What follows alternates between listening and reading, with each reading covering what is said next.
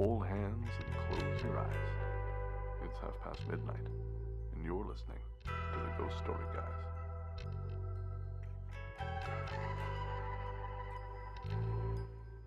Welcome to the Ghost Story Guys. I'm Brennan Storr. I'm Ian Gibbs. And this is a show where we talk about spooks, specters, and all the other things watching us from the shadows behind the campfire. Some conversations only make sense after the sun is set, and this is most definitely one. Thanks for tuning in. It's Tuesday, April 4th. This is episode 6, and we're coming to you from that tiny mountain cabin you dream about but can never quite reach. How you doing, Ian? I'm doing well, Brennan. How are you doing? I'm doing all right, thank you. I got nothing really. I've had a really, really boring week. I had some family in town last weekend, and that kind of sucked up all the free time. And discovered you never want to be a parent. Oh, I knew that for sure. Okay, but good. This, if anything else, it drove it home. My niece is lovely, but I meant to be many things in this life, and a father is not one of them. They are a lot of work. You checked out roller derby. Yes, in your exploration of the alternative parts of the world. I heard people talking about it, and we're like, you know what? Let's just go. And I even had to give myself a little pep talk that, you know, if I was scared or I didn't like it, I could leave, and I wasn't about to be there. What did you expect to happen there? That's what I want to know. That's the problem. I didn't know. I'm trying to imagine this from your point of view. Like, is this like some kind of Mad Max-esque Guar video? You know, like a bunch of really angry women with strap-ons hitting you over the head with sticks? I mean, what? No, that was not what I was expecting at all. Well, I'm just saying, this seems like, I don't know. I mean, roller derby, I said alternative. I mean, roller derby's pretty straightforward. I mean, Revelstoke has a roller derby team. Well, I didn't know any of the rules, so that I don't know any of the, I watch football, I don't know any of the rules. I don't think anyone's going to attack me from the back, if you know what I mean. No, I wasn't expecting to be attacked. I just didn't know. I didn't know anything about it. And I mean, I still don't know. Are they games? Are they sets? Are they matches? I don't know. Are they roll-offs? I don't know. We got to halftime, and I'm like, well, there's the halftime of the thing. You just don't know. Thankfully, we had a guy sitting in front of us who appeared to be quite on the inside. And the league is the eaves of destruction, by the way. He knew tons of rules. Like, if you get knocked out by someone and you get knocked out of bounds, you can't come back onto the ring in front of them. So what these people do is they'll knock someone out of bounds, and then the girls will immediately start skating backwards. And that's designed to keep the people from getting back on easier. That was interesting. Fair enough. I still have no idea how the game is played or what the rules are. I don't really either. I mean, I've seen pictures, and none of them are, you know, quite what I'd hoped. So I never really explored it any further. But well, it was fun. We enjoyed it. I think we're going to go back. Fair enough. I enjoyed the snacks a great deal, and the booze was cheap. Well, see, now that appeals to me. There you go. I remember years ago, my cousin and I went to go to the Blues Festival in Revelstoke. Right. And so we walk into the grounds, and immediately this hippie with dreadlocks and, you know, he's wearing a hacky sack. He patchouli smelling. Yeah. Every cliche you can possibly imagine this guy was. So this guy walks up to us and he says, "Hey man, back off. We just want to have fun." And I thought, what? I'm here because the beer is $4.50. What do I look like to you? Do I said to my cousin, I said, apparently we look like twin engines of destruction here to destroy the fun for everyone involved. What was the event again? It was the Revelstoke Roots and Blues Festival. Oh, and I mean, you don't fit that, maybe. People who listen to music? I have ears, for Christ's sakes. I know, but maybe you fit more into that concert you were at a couple weeks ago. Maybe that's more your people. No, they were definitely not my people. Bunch of angry virgins with spikes on their jackets. I don't have spikes on my jacket. No, you don't. All right. So this week we're going to be talking about It. We are. Stephen King's It, because the trailer for the new film came out last week, and we discovered early on in our friendship that we both really like the book. Yep. It's actually one of my favorite books, if not my favorite book. Yep. We're going to talk about the book, about the first movie, the god-awful TV movie. The TV movie. Let's not call it a movie. And then we're going to talk a little bit about our thoughts on the new trailer. Sounds good. Now, of course, I mean, for those of you who don't know, It is a story of 7 kids who fight a multi-dimensional evil entity they refer to as It, who sometimes masquerades as Pennywise the Clown. Yes, and clowns are not cool. And I have had a problem with clowns for a long time, and I saw the best cartoon about that. It was one of those Bizarro cartoons, and it said over top, it said, "The truth about clowns appears in a vision," and it's this angel standing over this clown at a makeup mirror, and she says, "Most children are scared of you, and adults just feel sorry for you." And I was like, yes.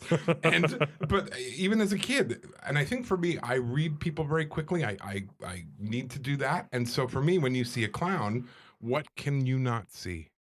Their real face.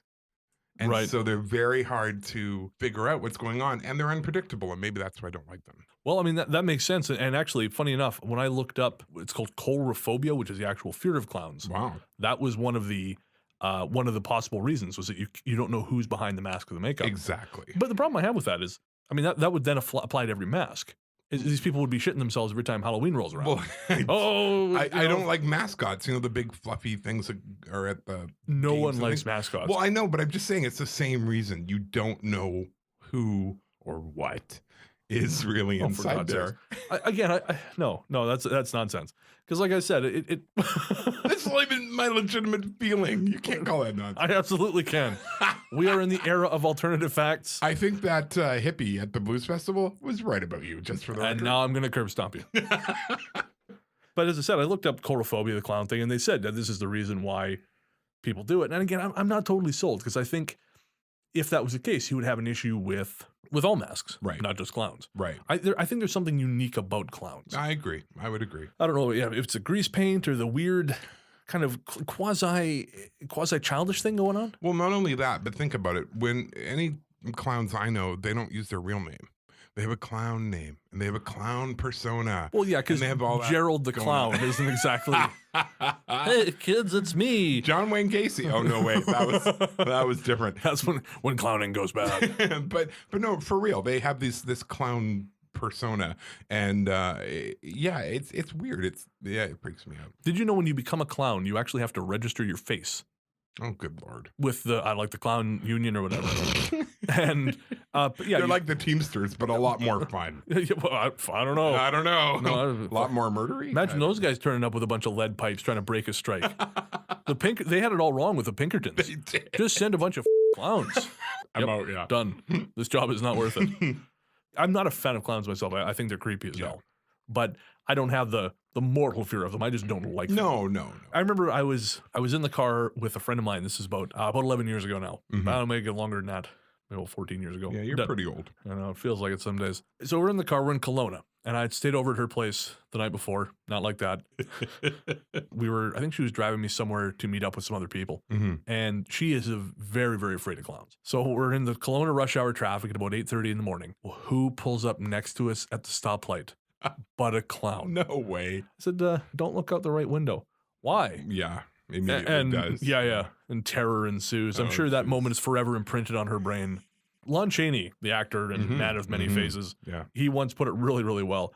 He said, a clown is funny in the circus ring, but what would be the reaction opening a door at midnight and finding the same clown standing there? And did we not just go through that this last Halloween with all those weird clown sightings? Oh, the clowns? Of course, yeah. That was weird. Are you serious? Oh. It's a clown car. It's a sign. They're coming for Oh, us. God. Well, and you said saving these extra bullets was stupid. But we've got 2 left for It's ourselves. true.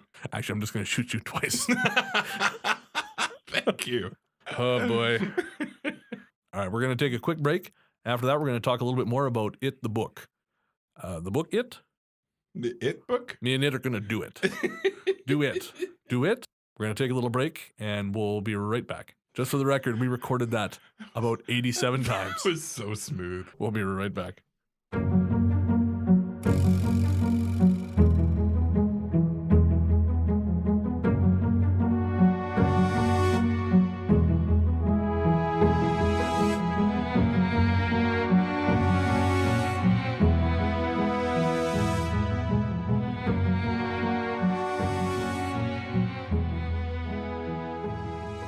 As we said before the break, today we're going to be talking about about Stephen King's It.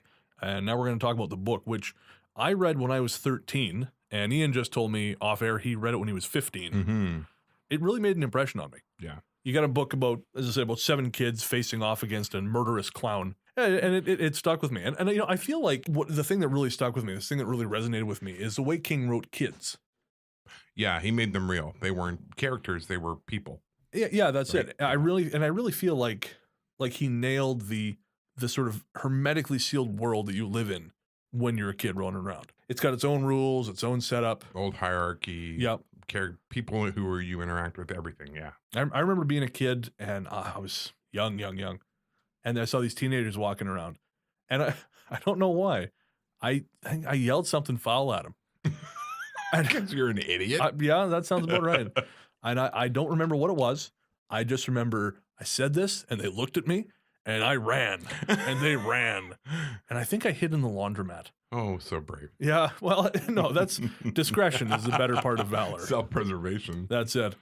So, yeah, again, in the book, you've got kids who are in separate ways drawn together in what they call the Losers Club, because all these kids are not particularly popular. Right. And they come to realize that in their small town of Derry, Maine, it's set in 1958, that something is very wrong. Kids are going missing, found dead, and they slowly come to realize that it is the work of a multidimensional creature they refer to as it. And the creature can appear as your worst nightmare, but typically appears as a clown that calls Pennywise. Right. Unless it's one-on-one with them, and then it would definitely appear as the mummy, as the Wolfman, as one of the characters' younger brother who died. It would kind of hit you up individually, but if it was appearing kind of almost a broad attack on these kids, yeah, it was the clown, always the clown. Interesting. I hadn't thought about that. So I guess it's more like it chooses something that is a general fear. Right. Oh, I had never noticed that. Well, I'm pretty smart. It would customize its fearful thing to whoever it was dealing with. I mean, that's what I got from it. But yeah, the clown thing, that's where it all starts, right? Right. And of course, in the book, the kids defeat the beast once. Yeah. And then 28 years later, they find themselves called back to Derry because it's not dead. Right. And if you read, there's some very interesting sort of back history in the book of the town. And it talks about multiple times there being mass murders or multiple disappearances. And it gets defeated or it gets sated. Right, its appetite is satisfied, and then it kind of goes underground for a while. So this was different because this is the first time in 1958 where they hit it hard and kind of drove it back. But as you say, now it's come back and they have to return. Yeah, as I recall, I think it's every 30 years. Right, the thing comes back and Right. feeds and, Right. and then rests again. Which it kind of reminds me a little bit of. You ever see the movie Jeepers Creepers? No. It's a really effective horror movie from I want to say around 99, 2000-ish. Okay. About a brother and sister who are traveling through the back roads of somewhere in America where people get murdered and no one notices. So America. Yeah, fair enough. Generally. They come upon a man dropping what looks like dead bodies down a chute. Right. And instead of just going and reporting to the authorities, like anyone with a functioning brain, they decide to explore the chute. As you do. Yeah, as you do. And not ever having seen a horror movie in your life. So they go down there and they find this creature that they eventually call the Creeper. Right. And it's this man-shaped monster that comes back. I think it's in the film. It's every 7 years or something. Okay. Yeah. Anyways, it's a really great horror film. Not ruined, but the sequel's terrible. Okay. But the original is fine. It's attracted some negative attention because it was discovered the director, Victor Salva, was previously convicted of child molestation. Oh, not good. Yeah, no, not good. But getting back to it, so yeah, the creature comes back every 30 years, and yeah, the kids are the first ones to really hit it, to really make it suffer, and they thought they had killed it. Yes, absolutely. Yeah, and I mean, it still, I just read it when I turned 33 last year. I read the book again, and 20 years later, I found it was still just as effective as it had been. I think I picked up more on the second reading. I've been reading Stephen King's stuff, well, since grade 5, because apparently my mom was asleep at the switch. I was reading Mickey Spillane in grade 6. This explains a lot about you, actually. Yeah. No, I mean, the book was amazing. It was so... You felt like you'd gone into another world. It was a scary world. You were worried for these kids. You were worried for them as adults. What I liked about it, though, how in the book as children, they've all battled something. Bill with his stutter, Beverly with her abusive father, these sorts of controlling figures in their lives, they eventually defeat. And then when you read the book again as an adult, you realize that as adults coming back to Maine, they all have to defeat something as well, as adults, to get back to where they need to be. And I thought that was pretty poignant. It's almost like when they defeat it's because they have been able to bring all that kind of power together and do it together where they wouldn't have been able to do it on their own, even though you see individually they are strong people. Right. And of course, when they come back, I guess for anyone who hasn't read the book, I mean, you should. Yeah. And I did notice reading it the second time around, there is a lot of writerly flourishes Oh, yes, there are. that desperately need editing. But Yeah. I guess that's just, this is, you have to get past it. Yeah, you do. But anyways, for anyone who hasn't read it, you should. Give you a quick rundown of who the characters are so you know what we're talking about.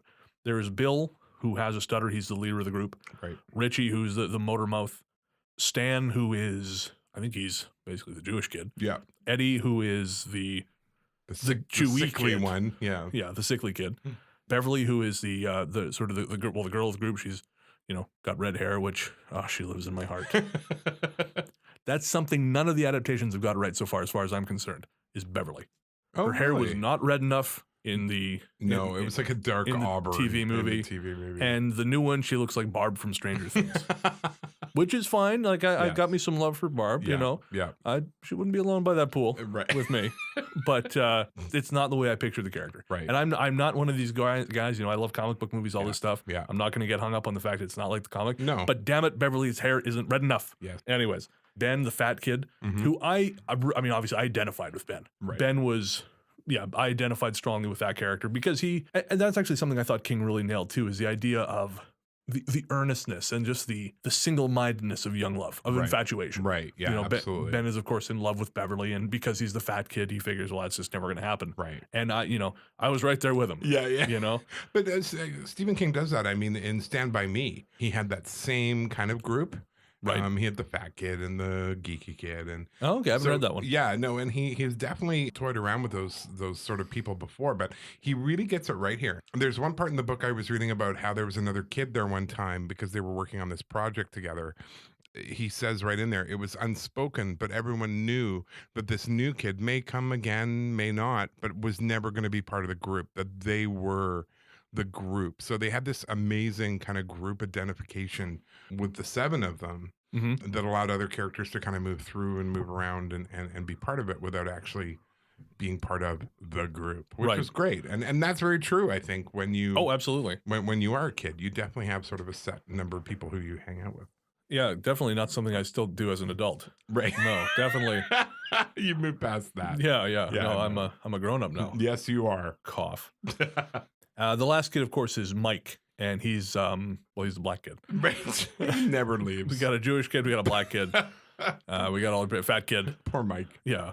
And yeah, Mike is one of the kids after they defeat it the first time and everyone moves on into the world to become great successes. Mike is the one who is not really elected. He's just ends up being the one who stays behind to keep watch. As a chubby young romantic, who took longer than the first transcontinental railway to get laid. Ben's whole thing for Beverly really worked for me because about that age I was totally infatuated with some young girl, right? Who, it just didn't happen. No. What in the book, Brennan, did you enjoy the most? What were your pivotal moments in the book? I think for me the one of the scariest parts of it was, or one of the favorite parts of it was when the kids go to the house on Neibolt Street. Yes. And they try to, because they saw it there. One of them saw it there on his own. Yeah. So they went back to try and find it as a group. Right. That scared the hell out of me. Yeah. And both times I read it, it was still effective. Well, it's got everything. It's got the abandoned house. It's got the cellar. It's got the traditional monsters. For me, it was when Mike got trapped in the chimney. And the bird was coming for him. Right. Oh, I did not care for that. When he talked about backing up and the chimney got smaller and then realizing what if the bird gets stuck? Right. And then they die in there together because man. He got all the phobias right. Oh, absolutely. Yeah. Well, and of course, it is a giant spider towards the end. Yes. Which is goddamn terrifying. Yeah. I remember when they go back to kill it as adults, they discover that it has been laying eggs. Right. And that there are probably hundreds of these eggs, or 100 of these eggs. Right. And inside each one is a tiny little, like a big spider, like the size of your hand or something. Right. And Ben, as an adult, has to break each one of these eggs in the half dark and crush the thing before it can get away, because not one of these things can escape. And I remember that they described it as a crunching sound. Yeah. Every Every time he steps on one of these things, and they describe him as being half mad with fear. Right. And that would be me. Yeah. Because I do not do spiders. No. Something else I appreciated was the way that King suggested at a greater world around the kids. Mm-hmm. You know, I mean, they of course they talk about it, and it is shape changing, but it is never. It wants the kids to believe that it is infinite Right. and indestructible, and it came from nowhere, and it can go nowhere. Right. But they managed to discover and sort of intuit that it is in fact mortal. Like anything else, it can die. It's Yes. very old, Yes. but it can die. Mm-hmm. And I like that they hint at the idea of this thing, the turtle. Yeah, that comes up almost in the first couple scenes in the book, where one of the first kids who we see get killed by it identifies the turtle. Yes, and it's this enormous turtle basically Yeah. that appears to have some kind of multidimensional power. It is sort of the antithesis of the spider. Yeah. And it's an interesting thing to have pop up, because you think about Discworld. Mm-hmm. You know, there's a giant turtle with the world on its back. It's such an interesting trope to have come back the way it does. Yeah. But and that's something I appreciated too about King's work. And I mean, I haven't read a new Stephen King book in a long time, but I appreciated how he drew together the various worlds. Yes. So, for example, it comes back. No, I shouldn't say comes back, but it is referenced in later books he writes.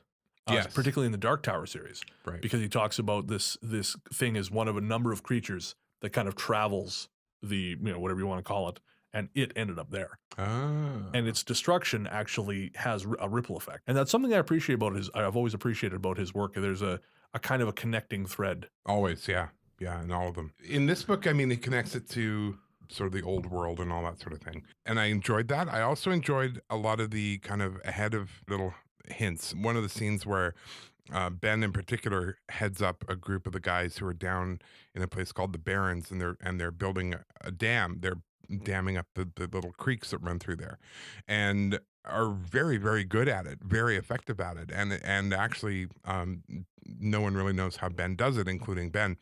And then, the authority figure, literally the police officer, comes down and says, "What are you doing?"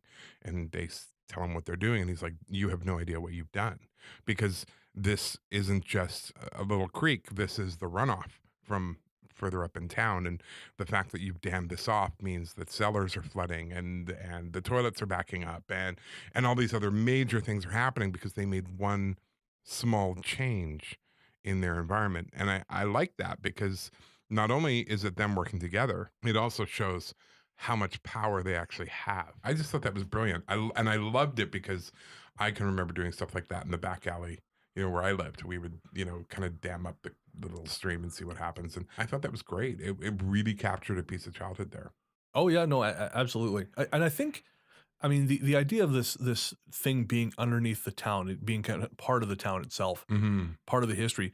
I honestly think that's what put the hook in me to learn about local history, which ultimately led me to write Strange Little Place. Right. Yeah. Just because I was reading, when I was rereading the book, it occurred to me, all this, the character of Mike, who does all the digging back into the town's history to see how far back it has been there. Right. And of course, in a vision, they eventually see that it has been there since time immemorial. Yeah. Like it's since the time of the dinosaurs. Right. This thing has been there. Right. And I realized, no, I think was a huge influence on me in trying, in learning like municipal history and sort of the feeling a place that's strange and trying to learn more about your hometown. And now, one thing I was thinking of, the thread that runs through this book is missing children and some missing adults, but mostly children. Yep. And you've been reading some books about that.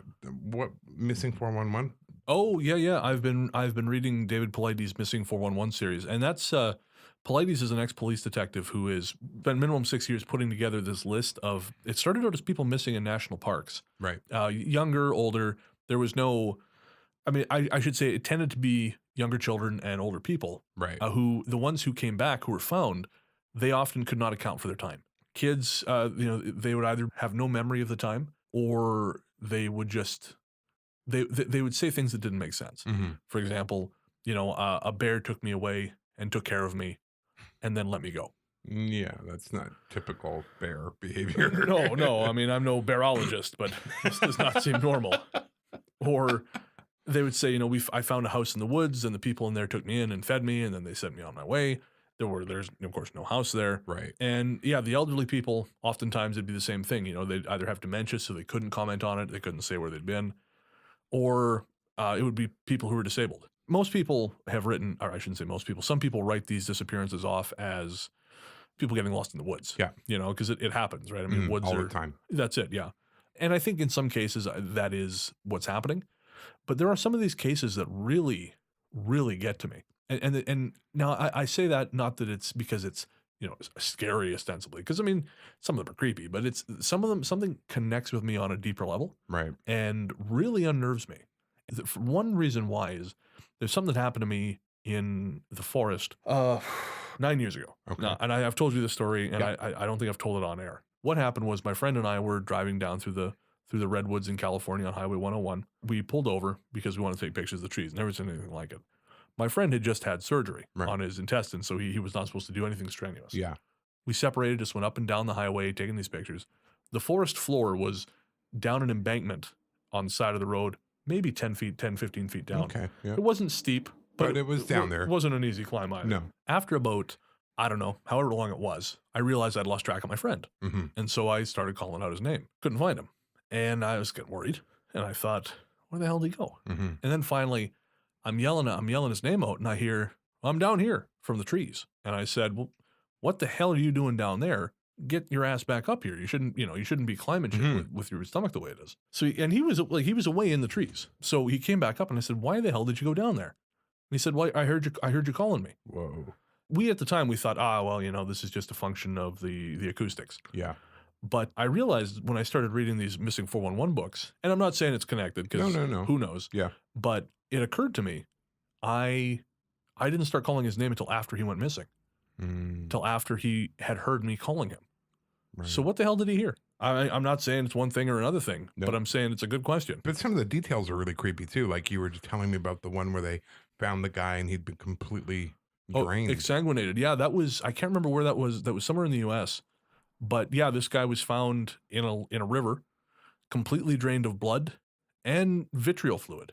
Dude. The medical examiners could not find any mark on him that would explain where the blood or vitriol fluid had gone. That's crazy. It was just gone. I mean, apparently this is something that, what do you call them? Like funeral directors do. Yeah, that's right. Yeah, they take the things and shit like this, but there are marks. This is not it's not a delicate procedure. No. It goes in your carotid artery. Yeah, and out the other side. So there you go. But yeah, so there was no indication of why this is happening. Wow. And I mean, that's scary. Yeah. That's just straight up scary. Yeah. And also there are cases where people are found with their clothes missing. Right. Now, of course, with hypothermia, there's this thing they call paradoxical undressing. Yeah. But there are cases of this paradoxical undressing in warm places too. And there was one case where a guy called his wife. He was out fishing. It was May.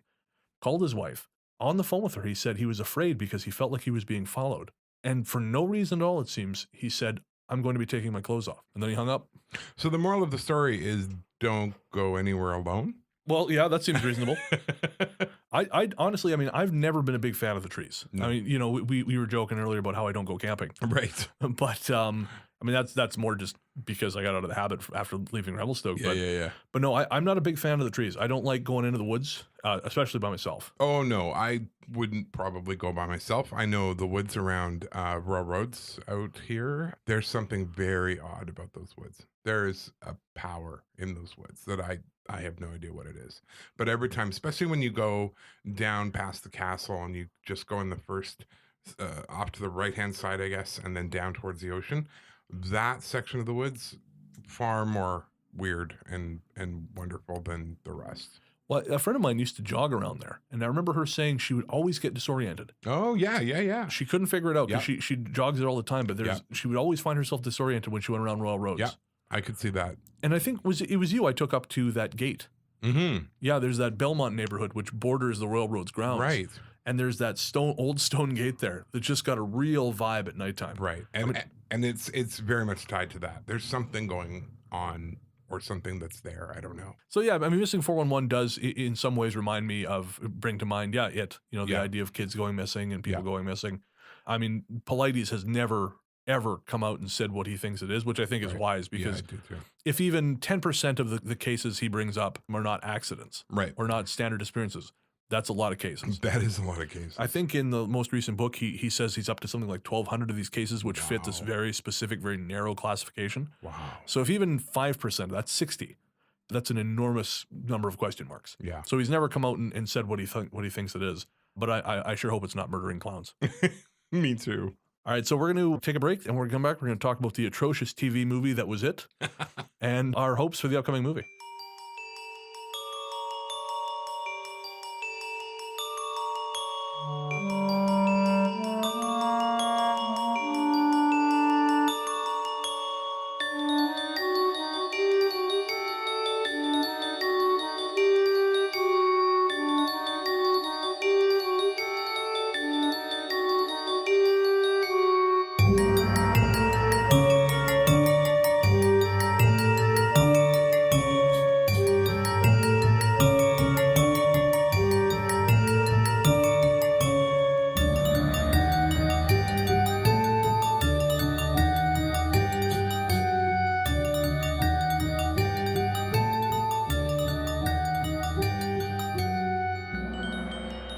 Ian and I were in the break. We're just saying things that we are dearly glad we're not committed to recording. Yes, we are. So we're just going to move right into talking about the telemovie of It from 1990, because that's much less likely to get us sued. And on this topic of poor Stephen King and his movies, they don't really seem to work out so hot, with the exception of The Shining, which is, I believe, a classic. Oh, The Shining is great, but he hates it. And Carrie. Well, Carrie's fine. But the rest of them? The Dead Zone's pretty good. See, I haven't seen that one. No, it's solid. Yeah, it's actually early Cronenberg, if I remember correctly. Really? Yeah, before he got all body horror and weird. Oh, okay. But a lot of his movies end up A, on TV, and B, terrible. Terrible is generous. And King, yeah, I part of this blame I put on King. I think he has zero taste because he hated Kubrick's version of The Shining. Right. And instead he liked the television version put out in, I don't know, 1990 something, done by Mick Garris. Garris has directed a ton of King adaptations. Really? And every one of them is hot garbage. But King must like them. He must be saying, yes, let's reassemble the same crew, because that was a beautiful project. I seem to recall hearing he has a thing where he will sell the rights to any of his books for $1. Really? Yeah, he'll give everyone, pretty much anyone who asks the rights, and then you can do what you will with it. Do what you will. And they have. Well, it seems like what is going on outside? I don't know. Whatever we try to record, it's like a street carnival. Actually, that would make great background noise. I think that's a jet taking off. I think the most successful Stephen King properties on film have been his non-horror properties. I mean, Shawshank Redemption is really good. Yeah. Stand By Me, which was The Green Mile. The Green Mile's great. Brilliant. Stand By Me was based on The Body. Yeah. Hearts in Atlantis never fails to make me cry. I have not seen that. Brilliant movie. Really? Have you read the book? I don't think I have. So the book is a series of short stories. He doesn't adapt all of them in the film, but it's a brilliant movie. And it's not horror. No, it's not horror. There is a supernatural element to it. In the book, the characters are tied into the Dark Tower. Okay. But the film, they abandoned that just for sort of a less defined government agent type thing. Yeah. It's really, really effective. It's got that same wistful memory thing that some of his better stuff has. So there's that. Like I said, The Dead Zone is okay. Yeah. And I think that's it. I think everything else is shit. I think... In our humble but entirely accurate opinions. Well, there's Pet Sematary, which is, I mean, I haven't seen it in years, but I recall it being pretty bad. I read that book, like I mentioned, when I was in grade 5, which was a horrible, horrible thing to put in a child's brain. Yeah. But I remember watching the movie and being quite disappointed because it was nothing like the horror that I had conjured up in my head. Right. It was a pretty mild thing. And maybe that's the problem. The Stephen King stuff is, because it is sort of interwoven with our deepest fears and phobias. Right. But when we see it on film, it's, it comes off more cheesy than it does scary. I mean, I know with The Exorcist, one of the things they did to heighten the horror level was they ran the sound of snarling dogs and an angry swarm of wasps through all the language of when the demon speaks. Oh, okay. So that people would respond instinctively to that, right, rather than what was actually happening. But I think that's down to, The Exorcist was made by artists. True. The Exorcist was made by William Friedkin, really at the height of his powers, because Right. he made that. He made French Connection was in '75. Right. Sorcerer, which is really an underrated classic, was kind of around then. That was a remake of the film Wages of Fear about truckers taking truckloads of, I believe it was TNT, through the jungle. Oh, wow. Yeah, very, very intense, effective film. Yeah. So that was really an artist at the height of his powers, whereas, as I said, a lot of the Stephen King stuff is directed by idiots just trying to basically make a buck off the name. Right. And a lot of them end up on television, I think, because they're so sprawling. Yeah. And which in a lot of cases is not a good thing because he needs a editor. Well, and I read The Stand, which is I would say It and The Stand are my favorite Stephen King books. Right. And they came out with an unedited version of The Stand. Oh, I know. They sold that one by the pound, I think. Yeah, you could kill a small dog with that thing. And I loved it. I could not get enough because it had all the characters that I really enjoyed in the actual commercial release, and it just expanded on it. But I have to say, reading it, you kind of go, okay, Stephen, we get the point. Like, yeah, I mean, you can cut some of this out now. In terms of content, I like what's in there, but I just feel some of the writing is, some of the metaphors are so ham-fisted writing class. Yeah. You know, I've got a friend who's a writer, and every now and again, I'll get a few friends who are writers, obviously. But it happens. Yeah, oh, God. But every now and again, I'll read something and I'll think, Jesus, you kind of patted yourself on the back after you wrote that, didn't you? Right.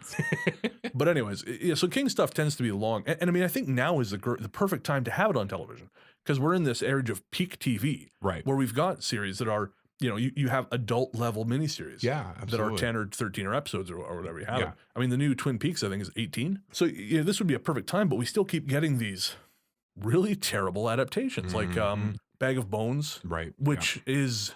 Bag of Bones has a real problem, and that is, I think Bag of Bones is emblematic of a larger problem with King writing, the really gross sex. Which, you know, I have to say, it shocks me that you, of all people, would have a problem with this. Well, I think that's an indication of how gross it is. If it's too gross for Brennan, it's too gross. Well, that's it, right? I mean, the world's most perverted man. And I'm reading King stuff. And you're going, oh, loss and mercy. Yeah, you can't say that. This is the things we say off air. So that's Dr. Hate, Ian Gibbs. You can reach him at ghoststoryguys@gmail.com. So you're reading this going, oh my goodness, I'm offended. Well, not I'm offended, but like in Lisi's story, which I actually think is a really great book. It's about a woman who loses her husband very young, and the husband had the ability to flip back and forth between this world and what he called the night world. There is an uncomfortable amount of sex in that thing. And when I'm talking about, when I'm listening or reading a book and one character is talking about eating out another character's butt, ew. Yeah, I don't want to know this. No. You want to do it? I don't care. Don't tell me. Yeah. I don't know. I just read and I think, yeah, Stephen King, maybe you should get laid more. I mean, then we wouldn't have to see it in the books. I mean, I remember, oh God, I just remembered this. Someone was saying, there was this really pretty girl in high school, and I was reading Bag of Bones, or I was reading some Stephen King book, and I guess she was just trying to connect. And, oh, God, she was really cute, and I'm an idiot. Because she sat down and said, oh, you're reading Stephen King. My favorite book is Bag of Bones. And I said, yeah, it was good. There's some good parts. But I said, there's a really graphic rape scene that really bothered me. Oh, goodness. That was the end of that conversation. Surprise. As you may surmise. Yes, surprise. Oh, God. And it's just occurring to me now that she probably filed for a restraining order after that. What young girl doesn't want to sit down next to a guy in high school and talk about rape? Oh. Weird. You know, years ago, I was in a hostel in Northern Ireland. I think it was in Derry, actually. It was in Derry. Oh, there you go. Yeah, in Derry. And the hostel was run by this Australian couple. It was a Paddy's hostel, which are usually there's a paddy wagon, which is a bus tour through Ireland. Right. So when there's no paddy wagon in town, this thing is pretty much empty. Right. So I was staying there in this place, and they for some reason insisted on having the windows open. It was December, so it was always cold. But anyways, I remember the guy who ran the place was away. Jason was his name. And I was downstairs making myself something to eat, and this guy walked in. His name was Vincent. Vincent was from South Africa. And I remember he had this really greasy, slick back hair. And Vincent, oh God, he started talking to me. And I can't even remember how we got on the subject, but he started talking about the mass rapes that allegedly happened following the Russian advance into Germany during the war. Okay. And he, this went on. And I had no idea how to deal with this. No. And finally, I managed to get out of there. Yeah. A little bit later, I ran into Jason. I said, yeah, Vincent was here looking for it. And he goes, oh, God, did he start talking about the rapes? Seriously? Yeah, seriously. It's just a regular conversational thing for this guy. I guess so. I mean, wow. What is it? Yeah. Yeah. Methinks he doth protest too much. Yeah, there's something weird there. This is not good. No, that was a bad scene. So anyways, moving on. So, yeah, so Stephen King stuff, Bag of Bones is great. But like I said, a lot of gross sexuality. Yeah. And it was made into an atrocious TV movie with Pierce Brosnan on A&E. Yeah, that's Oh, God, I don't know what they were thinking. No. And so what did you think of It, the 1990 television movie?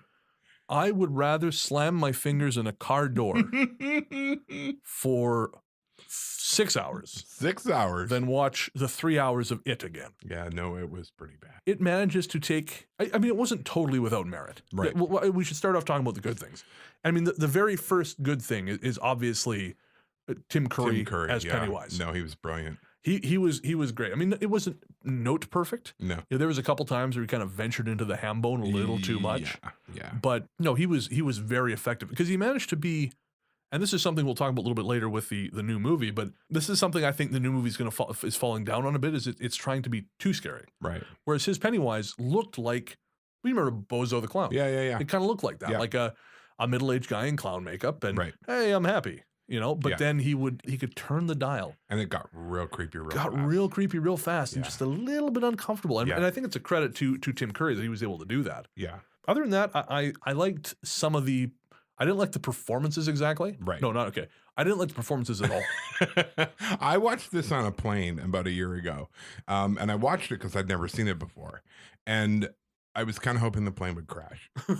Like it was not, it was, and I'm watching it going, why am I still watching this? Like I have choices. I'm a grown up, but it was like a car accident. You know, you should look away, but you kind of want to know what's going to happen. And what a strange choice for in-flight entertainment, though. I mean, because usually it's here's a handful of television shows and here's a couple classic movies. Yeah, no, I had loaded it onto my iPad because I had never seen it. And thought, I'm going to watch this. And then instantly regretted it.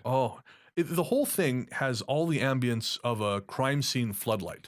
Yeah. Like it just, the lighting is, even for 90s television, it's bad. Yeah. It's like they just rolled in a spotlight for all the scenes and went, boom. Yeah. And the acting is uniformly terrible. Oh. I mean, I thought some of them looked the part, like Harry Dean Anderson from Night Court. Yeah. He could have been a great Richie Tozier. I mean, absolutely. and I realized actually after reading the book the second time, then watching last year, then watching this stupid thing this year to prep for the show. Yeah. I realized that my vision of all these characters now actually comes from watching the TV movie. Oh, wow. When I was younger. Okay. Yeah. So when I imagine an older Richie Tozier, I imagine Harry Dean Anderson. Oh, okay. Except when I imagine it, he acts a lot better because he was very, very bad. They were all really bad. True. Yeah. I mean, other than Tim Curry, Yeah. it was overacted. It was, and maybe they were bouncing off a few key terrible people like John Boy, Richard Thomas. Oh, the guy who plays Stuttering Bill. Sweet Jesus. He had a ponytail. Strike one. Oh. I don't know how we're expected to sympathize with any man who has a ponytail who isn't teaching karate. Well, I knew it was bad when I was hoping that it would kill them all. Oh, when you start rooting for the bad guy, or in this case, bad entity, you know it probably is not a high quality. And so this guy was John Boy on the Waltons? Yes. So, in fact, I think that might have been his last big gig before he did this. well, hopefully that was his last gig, period. Well, I never saw him again. For one thing, he had a mole on his face. Well, that's just him. Is that him? Yeah. No. Could they not have covered it up? Because he looks like he's been eating chocolate and he just missed a piece. Like your shirt last time we recorded. You know, it's just where's this coming from? And like you just want to kind of lick your thumb and just wipe it off his face. Like, hey, I got some crap on there. So you're saying everyone who's on TV should be physically perfect and without a blemish? Is that what you're saying? That's what you believe? It would. You bastard. Well, yeah, there's that. I mean, it's one thing to be, you know, you don't have to be perfect, but I don't know. That thing just looked like he'd eaten part of a cookie and missed a bit. And not only that, he just seemed like a creep, like a rapist. Oh, big time. He had this. He's like the kind of guy who turns up to the party wearing shorts that are way too short and wants to show everyone his Tai Chi moves. And every time he moves, everywhere you just see balls. And you go to some weird parties. And they're gross and big balls, you know? I was worried for Beverly's safety at some point. 100%. With him hanging around. Well, there's this guy back home, and I won't say his name just on the off chance someone plays this for him. But there's this guy back home. He's really super sweet, but he's kind of simple. Right. And I remember I was in the public pool one day, and I went to the change room to change. I was done, had my shower. I was just getting dressed, and he's there. And he's just wandering around talking to everyone naked. Right. And he's got these enormous balls. And I say that not because I wanted to look, but because he came over to talk to me. Right. So I'm sitting down, he's standing, his balls are at head level. That's not And, cool. and these things looked like, I don't know, like swollen lemons. It was a terrible look. And so I kind of imagine John Boy, that's he just walks around with his gross mole elephant balls in his Speedo and his cookie mole. No, he was atrocious. Oh, this poor man. I hope he never hears this or he's going to kill himself or something. We should be so lucky. No! I will say, Annette O'Toole, like I said, they screwed up Beverly when she was younger because her hair wasn't red enough. Right. But Annette O'Toole, hubba hubba. No, she's pretty. There's a scene in, I think it's Cat People, where she takes off her top. And I tell you, friend, I became a man that day. Probably spontaneously. Oh, I was like, what is that feeling? And I've been chasing that dragon ever since.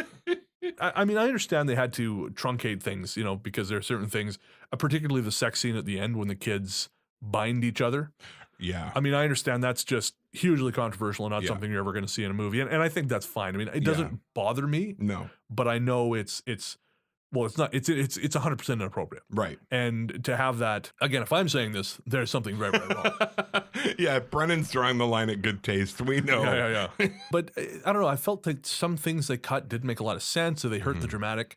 I mean, for one thing, the character of Eddie, the whole point of the book is that his mother dominates him. She's a big, hefty woman, and his father left. So she dominates Eddie as a way of feeling like she's secure in the world. Right. And so later in the book, when you find out his mother died and he married a woman who's essentially his mother again, that kind of goes back to they're still fighting the battles from their kids, from their childhood. Right. But in the movie, he's still living with his mother 30 years later. Oh, wow. And I got to tell you, 30 years later, you're still living with your mother? Forget it. You should just kill yourself. Because, I mean, maybe not now. Now, with the economy in the shitter, I can kind of understand it. But I don't live with my mother. My mother lives with me. No, see, that sounds like you're married to her. None of these are good options. Exactly. None of this is good. Exactly. But no, I mean, back in 1990, this is, the economy's in pretty gangbuster shape compared to now. Oh, yeah. You should not be living with your mother. No. The acting was painful to watch. The line delivery was painful. Sometimes things seem to go on too long, and it just wasn't good. The director of that, Tommy Lee Wallace, his major claim to fame, as far as I'm concerned, he played Michael Myers in the very first Halloween. Right. And then he directed Halloween 3, which I've never seen and has nothing to do with Michael Myers and is, often derided by people, fans of the series. Mm-hmm. But after that, he went on to do TV shows like Max Headroom, Baywatch. Some big shows. Yeah, episode here or there. Yeah. But he's still working. Oh, wow. Yeah, he's still working, but he's never made anything that would even be accidentally called a good film. No. Well, and he started his career off the way he decided to carry on then. Yeah, fair enough. But I was reading in the IMDb trivia that he had some grander plans for the thing. Right. But there was no money. No. And the thing is, I don't know. I mean, I don't know that there's not much. I don't know that there's much you could have done with technology at the time. Well, yeah, and I was going to say that because, of course, some of the special effects are pretty cheesy. But as like the animatronic spider at the end, which they just punch to death. I know. Like that's what happens. It turns into a giant spider, and they basically just curb stomp it. Yeah, no, they go Crips on it. I think watching older stuff, we're pretty good at being forgiving of the older technology. Oh, we understand it, but well, no one with half a brain watches Clash of the Titans and goes, "Man, that looks like fake bullshit." Because you respect the art of the time, but that just looks stupid. It was bad. People who did not give a shit. It was bad. Yeah. So for me, when the new trailer was showing up, I was kind of excited. I had some hope, and you watched it. What did you think? I think it's got real potential. I agree. I'm a big fan of the director. He's only made one full-length film, Mama. Okay. But Mama was terrifying. Oh. And the great thing about Mama actually was not just that it was scary, but it had I felt really strong emotional component. Right. Which this story needs, actually.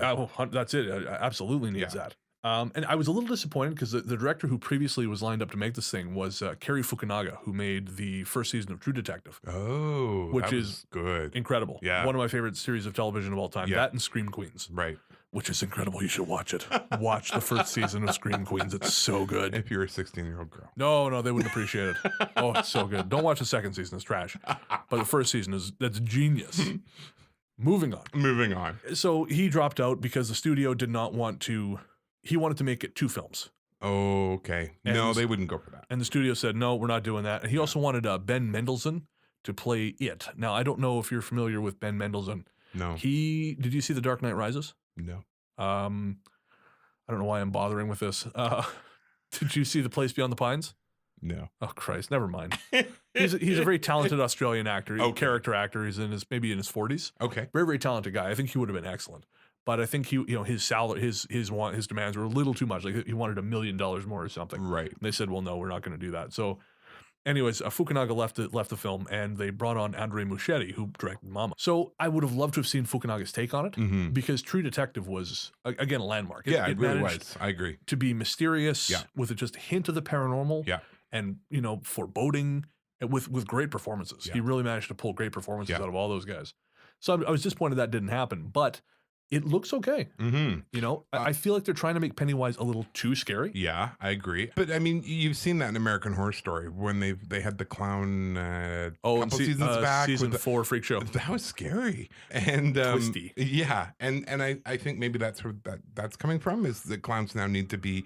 Oh, we need to make this terrifying, so it's terrifying. They've taken away the psychological side to it, Right? And they're just making it terrifying. But what I did like was, I don't know if you saw it, there was a sort of a parallel. They did the old scenes from the old one and the new trailer. You sent it to me, and I still haven't watched it yet. Well, of course you haven't.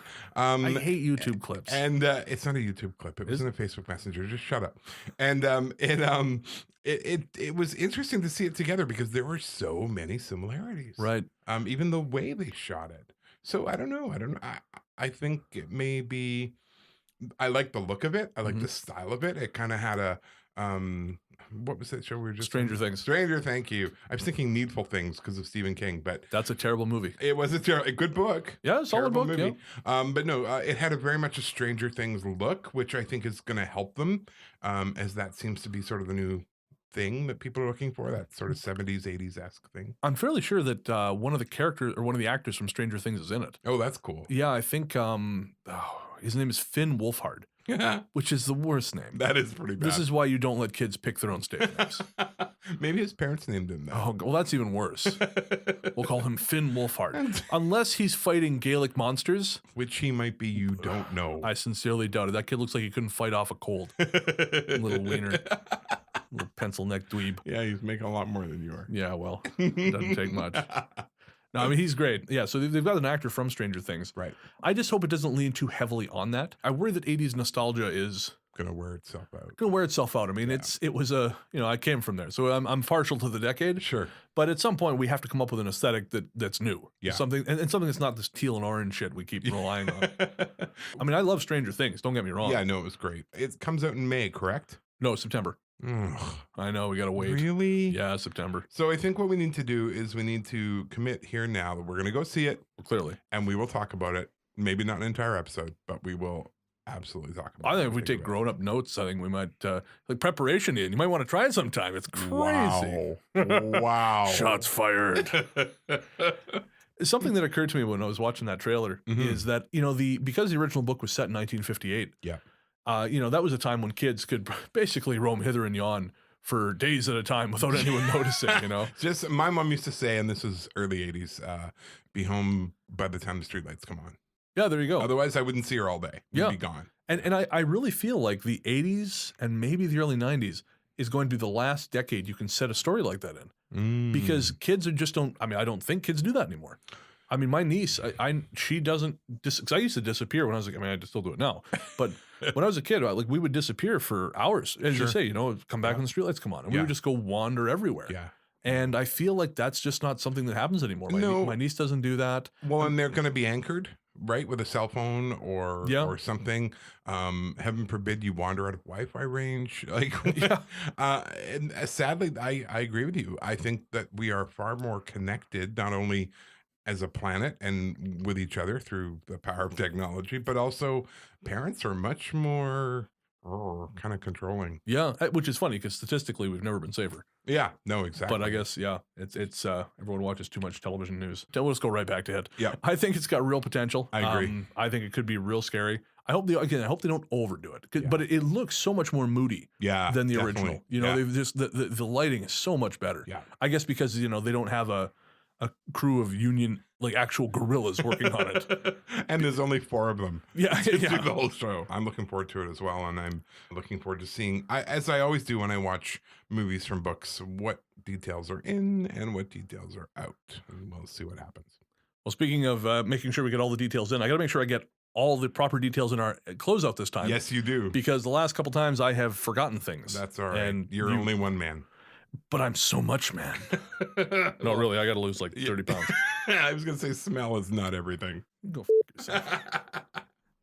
All right, so we're going to head out, folks. Thank you for listening as Ian and I take apart Stephen King's It. We're going to be back here in 2 weeks. Again, maybe with a guest, maybe not. That's kind of up in the air. That's the way we roll. That's exactly it. Of course, thanks for tuning in. And tell your friends, rate and review us on iTunes. Help us get in front of more eyes. You know, we've got a pretty solid audience now for considering we're a new podcast. We started with 0 audience, but we're always hoping to get out there and attract a few more ears. Absolutely, please. So thank you to Pizantum Music for our intro, and thanks to Will Forbes Music for the bumper music. Not only actually for the bumper music, but for being very cool about the fact I completely got his name wrong the very first time I thanked him. Thank you, Will. Thank you, Will. No, he's been really great, and we love his music. Check him out on SoundCloud at Will Forbes Music. Until next time, take care and be good to one another. You gonna say bye there, bad dad? Bye. There we go.